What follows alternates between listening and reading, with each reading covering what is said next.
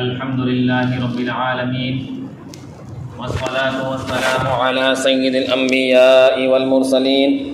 محمد وآلہ واصحابہ اجمعین، اما بعد فاعوذ باللہ من الشیطان الرجیم، بسم اللہ الرحمن الرحیم۔ والذین یتوفون منکم ویذرون ازواجا یتربصن بانفسہن اربعۃ اشہر وعشرا، صدق اللہ العظیم۔ بزرگان محترم اور حاضرین مجلس، آپ حضرات کئی ہفتوں سے اسلام کے متعلق یا اسلام میں جو غلط فہمیاں پھیلائی جاتی ہے یا اسلام کو جو ہے ذرا ذرا سی چیزوں میں بدنام کیا جاتا ہے، ان چیزوں کے بارے میں آپ حضرات کو بتلایا جا رہا تھا کہ اسلام میں کوئی بھی چیز ایسی نہیں ہے جو حکمت سے خالی نہ ہو، بلکہ ہر چیز میں حکمت ہے، اور اللہ تبارک و تعالیٰ نے مذہب اسلام کو ہمیشہ عروج بخشا ہے۔ مذہب اسلام نے ہمیشہ دوسروں کا خیال کیا ہے، مذہب اسلام نے ہمیشہ غیروں کے حقوق بھی بیان کیے ہیں،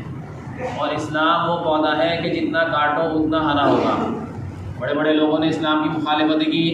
اور ہمیشہ آبجیکشن اٹھائے، لیکن مذہب اسلام اتنا اچھا اور اتنا پیارا اور اتنا سچا مذہب ہے کہ اس نے دوسروں کا بھی خیال کیا ہے، اور یہاں تک کہ ہر ایک کے ساتھ سہولت کا معاملہ کیا ہے۔ آپ حضرات نے ماشاءاللہ طلاق سے متعلق گفتگو سنی، وراثت سے متعلق گفتگو سنی، اور اسی طرح سے حضانت سے متعلق گفتگو سنی، اور حلال سے متعلق گفتگو آپ حضرات نے سنی۔ آج جو ہے وہ عدت کا موضوع ہے، آج کا جو موضوع ہے وہ عدت ہے۔ اللہ تبارک و تعالیٰ نے قرآن حکیم میں بیان فرمایا کہ وہ عورتیں، وہ شوہر جو فوت ہو جاتے ہیں، وہ مرد جو فوت ہو جاتے ہیں اور اپنی عورتوں کو چھوڑ دیتے ہیں، تو ان عورتوں کے لیے ان کی عدت 4 مہینے 10 دن بتلائی گئی ہے۔ وہ ایک طرح کا سوگ ہے، مذہب اسلام نے اس کو سوگ بھی بتلایا ہے، اور اس میں بہت ساری حکمتیں ہیں اور بہت سارے جو ہے اس میں فائدے بھی ہیں۔ آج عدت کو لے کر بہت سے لوگ غلط فہمی میں مبتلا ہیں، بہت سے لوگ عدت پہ اعتراض اٹھا دیتے ہیں، بہت سے لوگ عدت کو برا کہہ دیتے ہیں، اور بہت سے لوگ یہ کہہ دیتے ہیں عدت کا اسلام میں کوئی درجہ نہیں ہے، کوئی کنسیپٹ نہیں ہے، جبکہ عدت بھی قرآن کریم میں اللہ تبارک و تعالیٰ نے بیان فرما دیا ہے۔ اور اللہ تبارک و تعالیٰ نے یہ بیان فرما دیا کہ جن کے شوہر کا انتقال ہو جاتا ہے اس کی عدت 4 مہینے 10 دن ہے، اور جو مرد اپنی عورتوں کو طلاق دیتے ہیں ان کی عدت 3 مہینے 10 دن ہے۔ بزرگان محترم، اسی سے متعلق مجھے گفتگو کرنی ہے کہ اللہ تبارک و تعالیٰ نے جو قرآن حکیم میں عدت کو بیان فرمایا ہے وہ ہم لوگوں کی سہولت کے لیے ہے، اور فائدے بھی ہیں اس میں۔ آج عدت کو بہت سے لوگ یہ کہہ دیتے ہیں کہ عدت جو ہے وہ اعتکاف کی ایک شکل ہے۔ کہہ دیتے ہیں کہ جی عورت کو صرف ایک کمرے میں یا ایک کونے میں بٹھا کر رکھو، وہاں سے اسے نکلنے نہیں دینا، اس کی عدت ٹوٹ جائے گی، وہ یہ سمجھتے ہیں، اور عدت کو بہت زیادہ جو ہے سخت بنا دیا ہے، جبکہ مذہب اسلام نے عدت کو سخت نہیں بنایا ہے۔ آج ہم لوگوں نے عدت کو سخت بنا دیا ہے۔ آج ہمارے ذہنوں میں یہ چیزیں مبتلا ہے، یا ہمارے ذہنوں میں یہ چیزیں بھری ہوئی ہیں کہ جی اگر عورت اس پردے سے یا اس کونے سے باہر نکل گئی اس کی عدت ٹوٹ جائے گی، جبکہ ایسا نہیں ہے۔ اعتکاف ایک الگ چیز ہے اور عدت کا بیٹھنا ایک الگ چیز ہے۔ اعتکاف میں تو ایسا ہوتا ہے کہ مردوں کے لیے جب اعتکاف ہوتا ہے تو ان کی حدود شرعی حدود ہوتی ہے، یعنی کہ جو شرعی مسجد ہوتی ہے وہ حدود ہوتی ہے، اس سے اگر بغیر کسی مجبوری کے باہر نکلیں گے اعتکاف ٹوٹ جائے گا۔ اور عورت کے لیے جو ہے اعتکاف کی جگہ اس کا ایک گھر ہوتا ہے، اس کا ایک کمرہ ہوتا ہے، یا اس کا ایک کونا ہوتا ہے۔ اگر کونے کو سیٹ کر لیا تو کونے سے بغیر عذر کے باہر نکلے گی تو عدت وہ اعتکاف ٹوٹ جائے گا۔ لیکن ہم نے کیا کرا ہے کہ عدت کو بھی اعتکافی شکل دے دی ہے کہ عورت کو یہ بول دیتے ہیں کہ جی آپ کو اس کونے سے باہر نہیں نکلنا ہے، اگر آپ اس کونے سے باہر نکلو گی تو آپ کی عدت ٹوٹ جائے گی، جبکہ ایسا نہیں ہے۔ عدت کوئی ٹوٹنے کا نام نہیں ہے، عدت کوئی جو ہے اس چیز کا نام نہیں ہے کہ عورت کو جو ہے کونے میں بٹھا کر چھوڑ دو۔ آج عورتوں میں یہ ذہنوں میں یا بہت سے لوگوں کے اندر یہ ذہن میں چیزیں خلفشار کرتی ہیں، یا ذہن میں یہ چیزیں بڑی گھسی ہوئی ہیں کہ اگر عورت کو کونے سے باہر نکال دیا تو اس کی عدت ٹوٹ جائے گی، جبکہ ایسا نہیں ہے۔ مذہب اسلام نے یہ کہا ہے کہ اگر عورت عدت کر رہی ہے، عورت کی عدت کب شروع ہوتی ہے؟ عورت کی عدت شروع ہوتی ہے جیسے شوہر کا انتقال ہوا، انتقال ہوتے ہی عدت شروع ہو جاتی ہے۔ اب مذہب اسلام نے یہ کہا ہے کہ عورت جو ہے اپنے گھر پر ہی رہے گی، وہ غیر مردوں سے پردہ کرے گی، جیسے کہ پردے کا حکم تو پہلے سے ہی ہے، اور پردے میں رہے گی، اپنا بناؤ سنگار نہیں کرے گی، بھڑکیلے کپڑے نہیں پہنے گی، خوشبو نہیں لگائے گی، بناؤ سنگار نہیں کرے گی، اور عورت جو ہے اپنے گھر پر ہی رہے گی۔ اور گھر پہ رہنے کا مطلب یہ نہیں کہ وہ ایک کونے میں بیٹھی رہے گی، بلکہ گھر میں رہے گی، گھر کے کام کاج بھی کرتی رہے گی، گھر میں جو کوئی ضرورت کی چیزیں ہیں اس کو بھی پورا کرتی رہے گی، گھر میں کہیں آ جا بھی سکتی ہے۔ اگر خدا نخواستہ عورت کو جو ہے ٹھنڈ لگ رہی ہے، عورت یہ چاہتی ہے کہ میں دھوپ میں بیٹھ جاؤں، تو پردہ کر کے، یعنی کہ پردہ کر کے کسی غیر مرد کی نظر نہ پڑے، تو عورت چھت پر بھی دھوپ میں بیٹھ سکتی ہے۔ اسی طرح سے عورت اپنے گھر میں کھانا وغیرہ بھی بنا سکتی ہے، اپنے بچوں کو کھانا بھی کھلا سکتی ہے، اور بہت سارے کام کاج اپنے کر سکتی ہے۔ لیکن جو چیزیں بتلائی گئی ہیں کہ بھائی بھڑکیلے کپڑے نہیں پہننے ہیں، اسی طرح سے بناؤ سنگار نہیں کرنا ہے، خوشبو نہیں لگانی ہے، اور اسی طرح سے کوئی ایسا عمل نہیں کرنا ہے جو آپ کو اس چیز کی دعوت دے، یعنی کہ مثال کے طور پہ خوشبو والا تیل لگا لیا۔ ہاں یہ ضرور بتلایا گیا ہے کہ اگر عورت کے سر میں درد ہے، عورت یہ چاہتی ہے کہ بغیر سر میں تیل لگائے مجھے سے رہا نہیں جا رہا ہے، تو عورت کو یہ کہا گیا ہے کہ سرسوں کا تیل رات میں لگا کر مالش کر کے سو جائے۔ وہ تیل تو پھر بھی منع کیا گیا ہے، لیکن اگر کوئی یہ چاہتی ہے کہ جی میرا سر دکھتا ہے، نہیں میرے سے بنا تیل کے نہیں رہا جاتا ہے، تو مذہب اسلام نے اس چیز کی اجازت دی ہے۔ یہاں تک کہ مذہب اسلام نے اس چیز کی اجازت دی ہے کہ اگر عورت کے گھر میں کوئی کھانے کمانے والا نہ ہو، عورت کا خرچہ برداشت کرنے والا کوئی نہ ہو، تو عورت کو یہ بھی اجازت دی گئی ہے کہ اگر عورت کہیں کام کاج کرتی ہے، کہیں جاب کرتی ہے، یا عورت اپنے بچوں کے لیے کچھ کرنا چاہتی ہے، تو عورت کو یہ بتایا گیا ہے مذہب اسلام نے کہ صبح کو جا کر شام کو آ جائے، لیکن پردے کے ساتھ جائے، پردے کے ساتھ واپس آ جائے، رات اپنے گھر گزارے۔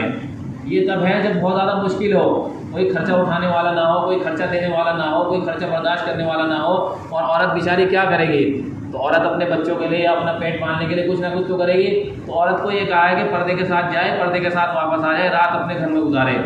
لیکن آج ہم نے کیا سمجھ لیا؟ عورت کو بالکل باندھ دیتے ہیں، عورت کو کہہ دیتے ہیں اس کے علاوہ یہاں سے آپ کو اٹھنا نہیں ہے، اگر اٹھو گی تو عدت ٹوٹ جائے گی۔ ہاں وہ بات الگ ہے کہ اگر عورت عدت کے اندر کوئی ایسے کام کرتی ہے جو مذہب اسلام نے منع کیا ہے، تو وہ اس چیز کی گناہ گار ہوگی۔ آج کیا ہوتا ہے کہ یہ سمجھتے ہیں کہ جی عدت کوئی چیز نہیں ہے، عدت کے بے شمار فائدے ہیں۔ عدت کے بے شمار فائدے یہ ہیں کہ جب عورت کا شوہر کا انتقال ہو جاتا ہے، عورت کو طلاق ہو جاتی ہے، تو نسب کو ثابت رکھنے کے لیے، نسب کو حمل کو خالی کرنے کے لیے، تاکہ اس کا حمل خالی ہو جائے، یہ پتہ نہ لگ سکے کہ بھائی جو پہلے شوہر سے اس کا کوئی حمل تو نہیں ہے، اب 4 مہینے 10 دن اس میں رکھواتے ہیں تاکہ عورت کی صفائی ہو جائے، عورت کا حمل صاف ہو جائے۔ جب عورت کا حمل صاف ہو جائے گا، کچھ نہیں رہے گا، تو اب وہ دوسری جگہ نکاح بھی کر سکتی ہے۔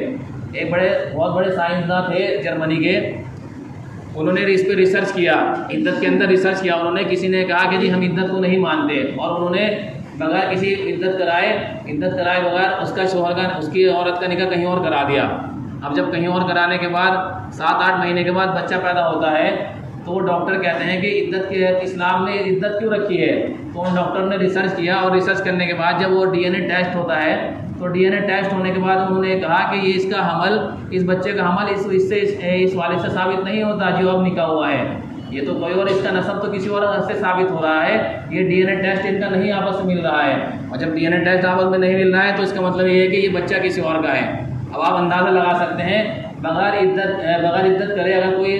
شوہر، کوئی عورت اگر کہیں اور نکاح کر لیتی ہے، تو اس کا نکاح قبول ہی نہیں ہوگا، وہ اس کا نکاح مانا ہی نہیں جائے گا، چاہے کتنا بھی بار نکاح کرا لے، 2 بار 3 بار 10 بار، بغیر عدت کے اگر کوئی عورت کہیں چاہتی ہے کہ میرا نکاح ہو جائے، تو اس کا نکاح ہوگا ہی نہیں جب تک وہ عدت نہ گزار لے۔ اور عدت کے فائدے یہ ہیں کہ نسب محفوظ کیسے رہے گا؟ اگر بغیر عدت کرے ہی نکاح کر لے گی تو نسب محفوظ نہیں رہے گا، پتہ نہیں لگے گا آنے والا بچہ کس کا ہے۔ اور جب عدت گزار لے گی تو اس کا حمل صاف ہو جائے گا، پیٹ صاف ہو جائے گا، تو معلوم ہو جائے گا کہ بھئی اب یہ عورت جو ہے اس کے کوئی حمل نہیں ہے، کوئی وہ نہیں ہے، اب یہ کہیں اور نکاح کر سکتی ہے، پہلی بات۔ دوسری بات یہ ہے کہ اگر کسی عورت کے بچہ ہی نہ ہو، حمل سے ہی نہ ہو، تو مذہب اسلام یہ کہتا ہے کہ یہ سوگ منانا ہر ایک کے لیے جائز ہے۔ اگر کسی کے گھر میں کسی کا انتقال ہو جائے، تو مرحوم جو اس کے اعزاء اقربا ہیں، اس کے گھر والے 3 دن سوگ بتلایا گیا ہے، لیکن عورت کے شوہر کا اگر انتقال ہو جائے، تو عورت کو یہ کہا ہے کہ 4 مہینے 10 دن وہ عدت گزارے گی، سوگ منائے گی۔ یہ اللہ تعالیٰ کا حکم ہے، قرآن کریم میں ہے یہ۔ تو اس لیے عدت کو لے کر جو غلط فہمیاں پھیلائی جاتی ہے، وہ ہمیں دور کرنے کی ضرورت ہے۔ دوسری بات میں بتاتا چلوں، عدت میں یہ ہے کہ عورت جو ہے پردہ کس سے کرے گی؟ عورت جس کی خالہ ہے اس سے کوئی پردہ نہیں ہے، سگی خالہ۔ عورت جس کی سگی خالہ ہے اس سے پردہ نہیں ہے، عورت جس کی سگی پھوپھی ہے اس سے پردہ نہیں ہے، داماد سے پردہ نہیں ہے۔ بہت سے لوگ معلوم کرتے ہیں کہ جی داماد سے پردہ ہے یا نہیں ہے، اگر سگا داماد ہے اس کا، تو سگا داماد سے کوئی پردہ نہیں ہے، کیونکہ شاذ جو ہے ماں کے حکم ہو جاتی ہے۔ اسی طرح سے